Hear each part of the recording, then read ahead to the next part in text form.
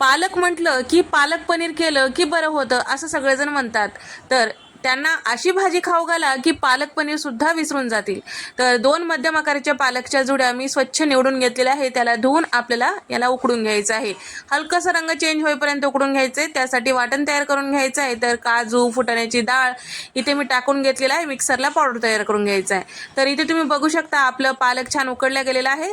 आता मिक्सरला प्युरी तयार करून घ्यायचं आहे. तर हिरवी मिरची, आलं, लसूण, कोथिंबीर याचं वाटण तयार करून घ्यायचं आहे आणि कढईमध्ये तेल टाकून घेतलेलं आहे. यामध्ये जिरे आणि त्याचबरोबर बारीक चिरून घेतलेला लसूण टाकून कभर इतकं चॉपरला कट करून घेतलेला बारीक कांदा टाकून घेतलेला आहे आणि अर्धा कप इतकं जाडसर असं टोमॅटोची प्युरी टाकून घेतलेली आहे. आणि त्याचबरोबर जे आपण हिरवी मिरची, आलं, लसूणचं पेस्ट करून घेतलेलं होतं त्याचं वाटण जे आहे यामध्ये टाकून ते सुद्धा परतून घ्यायचं आहे. सगळं छान परतून घेतलं की काजू आणि फुटाण्याची डाळची जे पावडर होतं ते टाकायचं. पावडर मसाल्यांमध्ये हळद, गरम मसाला, धने पावडर, जिरे पावडर टाकून सगळं मिक्स करून घ्यायचं आणि मिक्सरला फिरून घेतलेलं पालकची प्युरी, चवीपुरतं मीठ टाकायचं.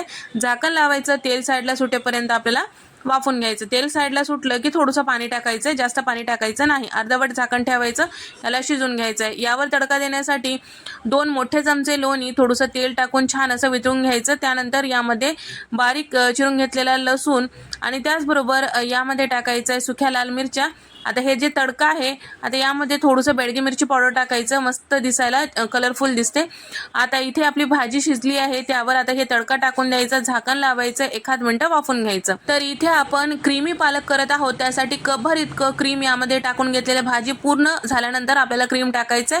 नसेल तुमच्याकडे क्रीम तर दुधावरची साय टाकायचं. मस्त चव येते. सगळं मिक्स करायचं.